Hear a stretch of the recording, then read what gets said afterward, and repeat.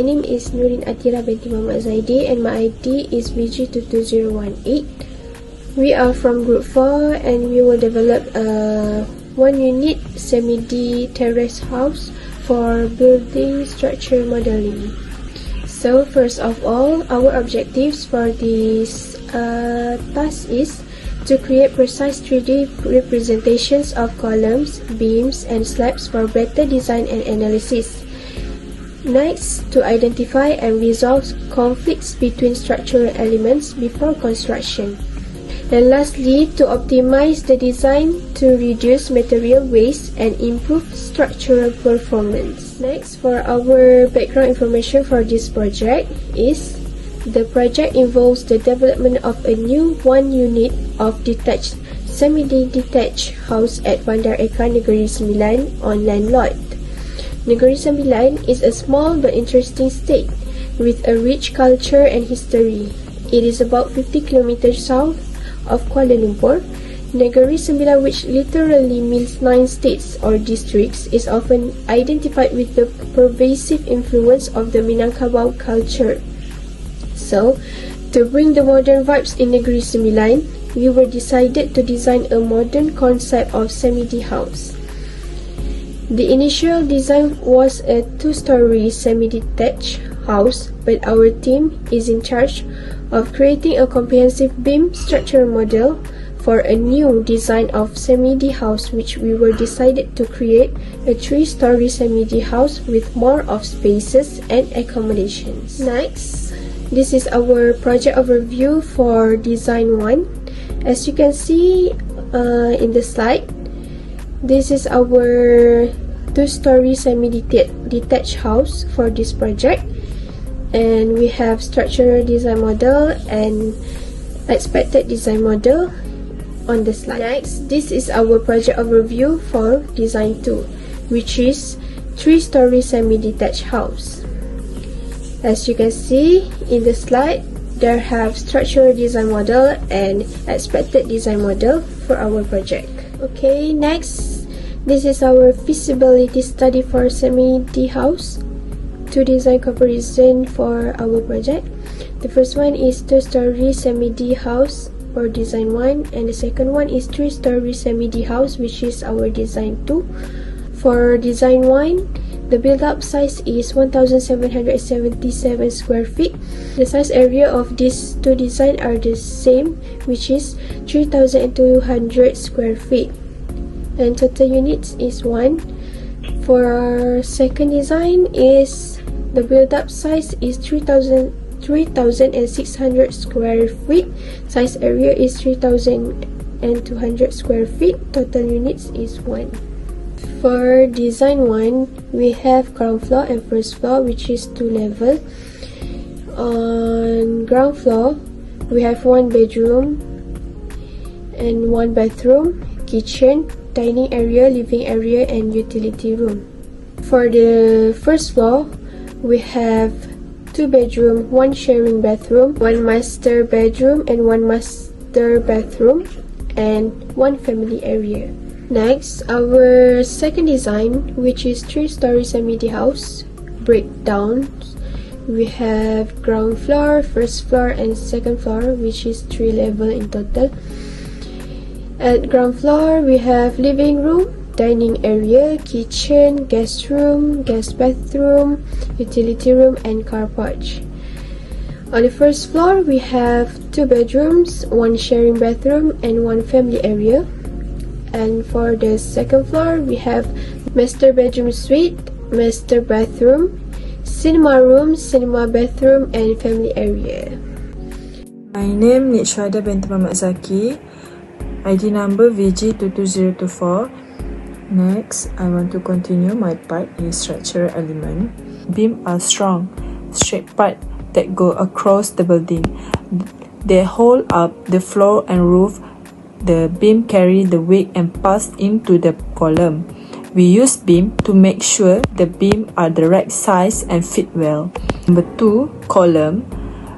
Column are tail, strong posts. They hold up to the beam and send the weight down to the ground. We use beam to put the column in the right place. Number 3 is slab. Slab are flat part that make the floor and ceiling. They help hold up the rooms. In beam, we check the slab are thick and strong enough. Number 4 is foundation. Foundation are the bottom part of the building. They help hold the whole building up and keep it from sinking. We use beam to make sure the foundation is strong and stable. Number 5 is steel reinforcement. Steel reinforcement are metal bar inside concrete to make it strong. We show where the bar go in beam to make sure the building is safe. Load-bearing wall are strong wall that hold up the weight from the roof or floor. We use beam to make sure these walls are in the right place and strong enough. Lastly, connection. Connection are things like bolt and bracket that join different parts of the building together. They help keep the building strong. We show this connection in beam so they fit perfectly. Presentation is beam execution plan at LOD 100. Develop basic massing model with approximate geometry without detailed specification. It's primarily for concept visualization. At LOD 200, introduce preliminary model with generalized dimension and material type. Focus on coordination between different discrete lines. At LOD 300, we refine the model with accurate geometry and define material, making it suitable for structural analysis and documentation. LOD 350, this level focus on model with connection, interface, constructability. At LOD 400, the model is fabrication ready, containing fully detailed component and assemblies for manufacturing. Lastly, LOD 500 represent the as-built condition, reflecting actual construction and verify site condition. Lastly, I will talk about the software I use for this project, which is Autodesk Revit 2024. Autodesk Revit 2024 is the main software I use for structure beam modeling in this project. It helps create 3D model of the building structure like beam, column, slab and foundation. Assalamualaikum, my name is Faiha Nuha. So today we're going to present about structural beam. Okay, what is the benefit for structural beam? Number 1, fewer errors, which is detect design clashes early, reducing mistake and rework. Number 2, faster work, which is automate tasks like drawing and calculation. It is also saving time. Number 3, cost saving, which is optimize material use and improve budgeting accuracy. What is beam standard and guideline? Basically, beam standard and guideline ensure consistency, accuracy, and collaboration in building information modeling, which is BIM project.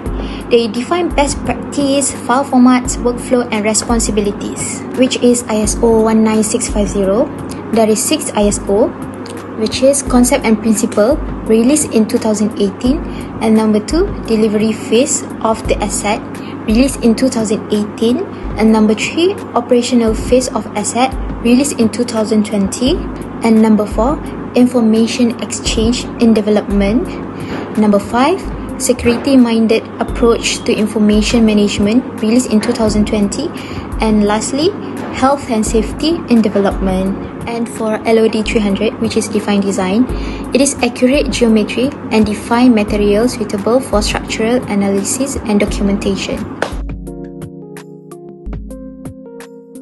Assalamualaikum, my name is Fatin binti Mohammad, VG 22021. Our group have 2 designs that have aspect of front slide. This is schedule and bill of quantity for design 1. First, structural framing schedule. We use slab ground beam 300 times 600 per floor with total 83. Second, structural foundation schedule 800 times 800 times 500 for corner and 800 times 1300 times 500. The total are 51 unit. Lastly is structural column schedule, which we use a rectangular column with total 47. Cost total for design 1 are 264,615 ringgit. Next is schedule and bill of quantities for design 2. First is structural framing schedule. We use slab ground beam 300 times 600 per floor with total 99 unit. Second, structural foundation schedule, which use size 800 times 800 times 500.